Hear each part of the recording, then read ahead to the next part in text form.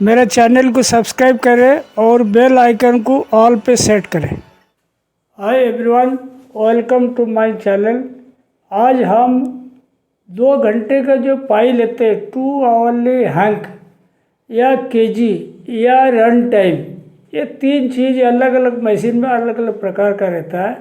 जैसे समझ लो कार्डिंग में आपके डायरेक्ट केजी आता है, तो हर 2 घंटे के हर एक कार्ड का केजी आप उतार लीजिए, लिख लीजिए। फिर समझ लो एग्जाम्पल आपकी 8 बजे शिफ्ट चेंज हुआ तो 10 बजे एक बार ले लेना, 12 बजे ले लेना। टाइमिंग बड़ा फिक्स रखना पड़ेगा ताकि आपको मालूम पड़ेगा कितना होना चाहिए। समझ लो आपकी, मैं एक एग्जाम्पल बोल रहा हूँ, कार्डिंग में समझ लो आपकी आ रहा है पर आवर 40 केजी का चल रहा है, एग्जाम्पल बोल रहा हूँ। तो 2 घंटे में आपकी कितना आना चाहिए, 80 केजी आना चाहिए। तो उस हिसाब से 2 घंटे का देखना 80 के आसपास होनी चाहिए, मतलब 78, 79, 80 ऐसे ही बिल्कुल नज़दीक होना चाहिए, कम नहीं होना चाहिए। उसमें क्या होता है, आपको ये मालूम पड़ेगा कौन सा मशीन बंद हुआ, क्या कारण से बंद रहा, आप उसका डिटेंशन का लिख सकते हो। और मशीन में स्पीड कम होगा वो भी मालूम पड़ जाएगा।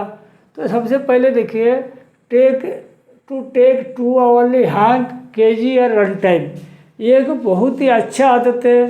पुराना टाइम में हम लोग जैसे मिल फैक्ट्री में काम किए, उस टाइम में ये सिस्टम नहीं था, बिल्कुल स्पीड मशीन का कम चलता था, मतलब प्रोडक्शन का इतना मारा मारी नहीं था।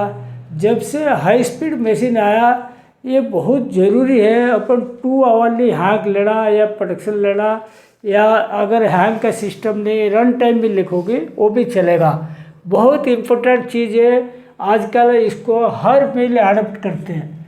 जो मिल में 2 आवरली हैंक या प्रोडक्शन नहीं लेते, वो मिल में प्रोडक्शन कभी नहीं आता और हमेशा प्रोडक्शन का मारामारी रहता है, यूकेजी बढ़ जाता है, प्रोडक्टिविटी लॉस होता है, पंखा बढ़ जाता है, सब प्रकार की तकलीफ चालू हो जाता है। तो ये बहुत अच्छा आदत है जिस मिल में है। और मेरा हिसाब से ये तो 95% मिल में 2 आवरली हैंक या प्रोडक्शन या रन टाइम लेना चालू है। चाहे आपकी कार्डिंग हो या आरएसपी हो, सिंप्लेक्स हो या रिम फ्रेम हो, ऑटो कॉर्नर, कहीं पे भी आप इसको इम्प्लीमेंट कर सकते हो। और देखिए, control production with in shift, समझ लो आपकी 2 घंटे का पाई लिया, कौन सा मशीन में थोड़ा प्रोडक्शन कम हो गया, आप इसको क्या बोलोगे, मॉनिटर को दिखाओगी। सुपरवाइजर तो खुद ही लिखेगा, नहीं तो मॉनिटर लिखेगा, तो उसको क्या रहेगा। फॉर एग्जाम्पल समझ लो एक रिम फ्रेम में अपना 30 केजी पर आवर आता है, ठीक है। एक मशीन में आपकी रिम फ्रेम में 30 केजी पर आवर आता है, तो इस पर आपकी 2 घंटे का कितना हुआ, 60 केजी। समझ लो आपके इस पर 54 केजी आ गया, तो आप क्या करोगे, मॉनिटर को बोलोगे या जॉबर को बोलोगे, भाई इसमें 6 किलो कम आ रहा है, ये अपना लोचा पड़ेगा। तो वो क्या करेगा, 200-300 RPM बढ़ा के खुद थोड़ा हैंडल कर लेगा, 4-6 घंटा चला लेगा, तो उसको वो कवर कर देगा। अगर 2 घंटे का पाई नहीं लोगे, जैसे आप नाइट ड्यूटी करते हो, 12 बजे आए हो, सुबह 8 बजे पाई उतारा, वो पता चला सारा 350 किलो की जगह 310 किलो आ गया, तो 40 किलो कहाँ से मेकअप करोगे, कहीं मेकअप नहीं कर सकते हो। तो इसीलिए 2 घंटा प्रोडक्शन का लेने का एक मकसद ये है, आप इसको विद इन शिफ्ट आप कुछ कवर कर सकते हो, मौका है आपके पास, आप इसको कवर कर सकते हो। तो इसीलिए अपन ये वाला सिस्टम डालते हैं। Speed less identified, speed less कैसे मालूम पड़ेगा, समझ लो आपकी टारगेट प्रोडक्शन आना चाहिए 70 किलो, 2 घंटा में आपके आ गया 50 किलो, आप जाकर डिस्प्ले में देखा रहे तो 16,000 स्पीड चलना चाहिए, 12,000 चल रहा है। चाहे इलेक्ट्रिकल फॉल्ट हो या मेंटेनेंस फॉल्ट हो, कोई भी कारण से कम आया, तो वो भी आपको पकड़ में आएगा। जो मशीन में स्पीड का प्रॉब्लम है वो भी आपकी पकड़ में आएगा। मैं attended by maintenance electrical person, वो जो स्पीड लेस आएगा इसको आप आइडेंटिफाई कर दिया 2 घंटे के अंदर, तो इलेक्ट्रिकल मेंटेनेंस वाला को तुरंत लगा देगा। कभी कभी ऐसा भी मैंने टाइम देखा, जैसे स्पीड लॉस हुआ। देखो स्पीड लॉस ऐसा है कि बीमारी है, जैसे आपकी समझ लो 16,000 टारगेट चल रहा है, टारगेट स्पीड, और आपकी 12,000 चल रहा है। कारीगर आपको जानबूझकर नहीं बोलेगा कि मेरा मशीन स्पीड कम चल रहा है। हाँ, अगर आप 500 आरपीएम बढ़ा देगा, आपके पास 10 चक्कर मारेगा, सब स्पीड बढ़ गया, मशीन खराब चल रहा है, ब्रेकेज हो रहा है। लेकिन स्पीड कम होगा, कभी भी कारीगर आपके पास नहीं आएगा। अगर आप 2-2 घंटे का प्रोडक्शन नहीं लोगी तो वो रात भर मतलब एक शिफ्ट 8 घंटा पार कर देगा, बताने तक नहीं आएगा। तो ये ध्यान रखना, स्पीड लॉस पकड़ने के लिए इससे सही तरीका और कुछ नहीं है। ठीक है, स्पीड लॉस इसमें कवर हो जाता है, बिल्कुल नहीं रहेगा।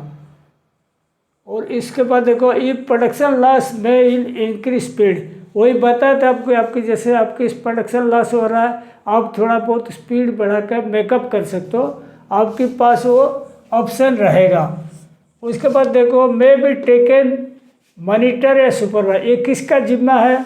मॉनिटर, जो खाते का मॉनिटर या जॉबर बोलते हो, वो लोग लेंगे 2-2 घंटे का पाई। अगर वो नहीं लेते तो कहीं कहीं सुपरवाइजर लेता है।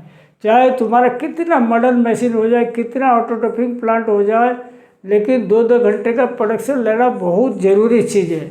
इसको आप अगर सिस्टमेटिक डाल देगा तो अपना काम चलता रहेगा और प्रोडक्शन का कोई मारामारी नहीं रहेगा। उसके बाद देखो, speed tampering also identified. Speed tampering कैसे आइडेंटिफाई होगा?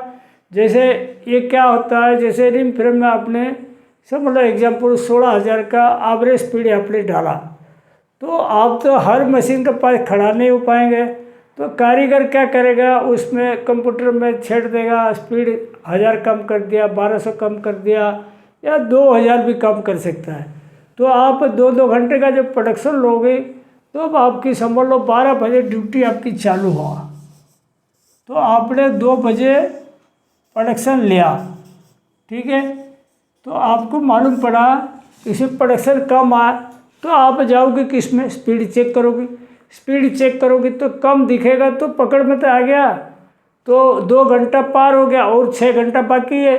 6 घंटा में इसको आप कवर कर सकते हो, मतलब वो कारीगर भी पकड़ में आ जाएगा, जो स्पीड टेम्परिंग किया वो भी पकड़ में आ जाएगा। इसको टाइट कर सकते हो और इसको मतलब सही भी कर सकते हो, सही करके प्रोडक्शन ले सकते हो। मैं अचीव टारगेटेड एफिशिएंसी, वही बात है, 2-2 घंटे का प्रोडक्शन अगर ले लेगा, आपकी जैसे टारगेट समझ लो एक शिफ्ट में 6 टन का है, तो 6 टन लेने के लिए आपको बहुत मशक्क़त करना पड़ेगा। 2-2 घंटे का पाई लेके कारीगर को डांटना पड़ेगा, या आपको इसको खुद देखना पड़ेगा कौन सा साइड से स्पीड कम कर दिया कौन, या इलेक्ट्रिकल फॉल्ट में, मेंटेनेंस फॉल्ट में, सारी चीज़ आपको पिक्चर आ जाएगा। और कोई हर्जा भी है, डिटेंशन है, जैसे कोई रिंग ट्रैवलर डाला, कभी मशीन लाट चेंज किया, वो भी डिटेंशन 2 घंटा वाला रजिस्टर में डालते रहो, ताकि आपको मालूम पड़ेगा। ये समझ लो आपकी 70 किलो आया, आधा घंटा छल्ला चेंज में डाला, तो उसी हिसाब से आ रहा है क्या, उसको आप कैलकुलेशन करके देख सकते हो। तो आप अगर इसको मेंटेन रखोगे तो आप इसको प्रोडक्शन का जो एफिशिएंसी लेवल है आपकी बढ़िया हो जाएगा। Must checked all 3 shifts reports by spinning manager या जीएम एफवीपी। देखो दिन में जैसे अपना स्पिनिंग मैनेजर रहा, जीएम भी रहा, बीपी भी रहा, तो वो खाली ए शिफ्ट का नहीं देखते, सुबह शिफ्ट का तो 2-2 घंटे का देखेंगे, उसके बाद बी शिफ्ट का भी शाम तक देखते, और सुबह सुबह जब ड्यूटी आते हैं नाइट का भी रिपोर्ट मंगाते, बी का भी रिपोर्ट मंगाते। ये 2-2 घंटे का पाई लिया क्या, प्रोडक्शन लिया क्या, अगर नहीं लिया होगा इसको एक चेक पॉइंट डालना पड़ेगा, भाई तुमने नहीं लिया, इनको डांटना पड़ेगा। और ये सिस्टम टूट जाने से फिर चालू करना मुश्किल हो जाता है। तो ये सिस्टम जो डाले हैं 2 घंटे का पाई लेने का, प्रोडक्शन लेने का, इसका हमेशा इसको चेक करना पड़ेगा। चेक नहीं करोगी, एक दिन भी भूल गए हो, आप समझ लो बहुत व्यस्त रहे, जीएम लेवल का आदमी, वीपी लेवल का बहुत व्यस्त रहते हैं, वो भूल गए तो 2-3 दिन हो गया, उसके बाद लेना ही बंद कर दिया डिपार्टमेंट वाला, ये भी होता है। तो ऐसे कभी नहीं करना। जो सिस्टम डाले, सिस्टम डालना बड़ी बात नहीं, सिस्टम को मेंटेन करके रखना, डे टू डे चेक करते रहना, तब जाके सिस्टम मेंटेन रहता है। नहीं तो कोई भी रजिस्टर नया दे देगा, चालू कर तो 2 घंटे वाला प्रोडक्शन, लेकिन वो इसको अगर चेक करने वाला नहीं रहेगा, सिस्टम ही टूट जाएगा। तो सबसे इम्पोर्टेंट है स्पिनिंग मैनेजर और जीएम और वीपी का रोल सिस्टम मेंटेन करने में। वो मॉनिटर सुपरवाइजर तो चाहेगा वो 2 घंटे का बंद हो जाए यार, डेली लेना पड़ता है, हर 2-2 घंटे में घूमना पड़ता है। तो मेंटेन रखना ये तीनों का काम है। उसके बाद देखो, कल्प्रिट मॉनिटर या सुपरवाइजर में भी कंट्रोल्ड या पनिश्ड। जो सुपरवाइजर या मॉनिटर का प्रोडक्शन कम आता है, 2-2 घंटे का टाइम पे लिया, नहीं प्रोडक्शन कम आया, तो वो भी आइडेंटिफाई हो जाएगा और इसको आप वार्निंग दे सकते हो, मेमो दे सकते हो, इसको कैसे कैसे टैकल कर सकते हो, कंट्रोल कर सकते हो। और इन द अदर साइड देखो, उसका अदर साइड क्या होता है, appreciation also must given for good work. जो शिफ्ट में 2-2 घंटे का पाई लिया, प्रोडक्शन टारगेट अचीव कर दिया, तो वो मॉनिटर या सुपरवाइजर को आपको बीच बीच में अप्रिसिएशन भी करना पड़ेगा, मोटिवेशन करना पड़ेगा। मतलब अप्रिसिएशन करोगी तो दूसरा जो 2 शिफ्ट रहा वो लोग भी सोचेंगे, अरे हम लोग डेली डांट खाते, प्रोडक्शन नहीं आता, इसका तो वाहवाही हो रहा है, तो वो थोड़ा सीखने को मिलेगा, अरे इसका हो रहा है जैसे अपना भी हो। वो भी थोड़ा मतलब ये मूड में आ जाएंगे, वो बढ़िया काम करने लगेंगे। तो जहाँ पे पनिशमेंट रहता है वहाँ पे अप्रिसिएशन भी ज़रूर रखना। खाली पनिशमेंट देने से मील नहीं चलता, अप्रिसिएशन भी बहुत ज़रूरी चीज़ है। उसके बाद देखो, time must maintain exact 2 hourly, ये सबसे इम्पोर्टेंट है। कभी कभी क्या करते हैं, जैसे शिफ्ट इंचार्ज लोग कभी कभी मतलब ज़्यादा सियाना बन जाते हैं। कभी कभी क्या करते हैं मालूम है आपको, जैसे बी शिफ्ट में एग्जाम्पल आपको बोल रहा हूँ, बी शिफ्ट में समझ लो 3 PM में शिफ्ट चेंज हुआ, तो 5 बजे क्या करेंगे, जो पाई लेंगे यहाँ जानबूझ के 10 मिनट लेट कर देंगे, 5-10 में ले लेंगे, या 15 मिनट लेट कर 5-15 में ले लेंगे। तो इसमें क्या होता है, 10-15 मिनट ज़्यादा बढ़ा के ले लिए और पाई 2 घंटा वाला बढ़िया आ गया, फिर लेके मैनेजर को दिखा देंगे, जीएम को दिखा देंगे, वीपी को भी दिखा देंगे, वो भी खुश हो जाएगा, यार अपना पाई बढ़िया आ गया। लेकिन बाद में पता चला अगला 2 घंटे में आए नहीं, फिर 8 घंटे में कम होता रहा। तो ऐसे कभी नहीं करना। ये कभी भी पाई ले तो एग्जैक्ट टाइम रखना, 3 बजे लिया तो 5 बजे लेनी है, 5 बजे लिया तो 7 बजे लेनी है। टाइम टेबल में बिल्कुल गड़बड़ नहीं करने का, उसमें फिर वो 2 घंटा पाई लेने का कोई मतलब ही नहीं रहेगा। तो ये इम्पोर्टेंट है, टाइम मेंटेन करना, एग्जैक्ट 2 घंटे बाद लेना। If daily check there it will helpful. वही बात बताया, जैसे स्पिनिंग मैनेजर, जीएम, वीपी, ये अगर चाहेंगे ये सिस्टम चालू रहे तो उनका डेली देखना ज़रूरी है। बिना देखे कोई सिस्टम बराबर नहीं चलेगा, फिर बीच बीच में वो डिसकंटिन्यू हो जाएगा, तो आपकी जो टारगेट प्रोडक्शन, टारगेट एफिशिएंसी जो दे रखे हो वो गड़बड़ा जाएगा। वो है तो मैनुअल मेथड है, लेकिन इसका इम्पोर्टेंस आज भी है। पहले ज़माने में क्या होता था, जैसे रिन फ्रेम चला तो डॉप निकला तो इसको वजन कर लेते थे, कितना केजी आया देखने के लिए।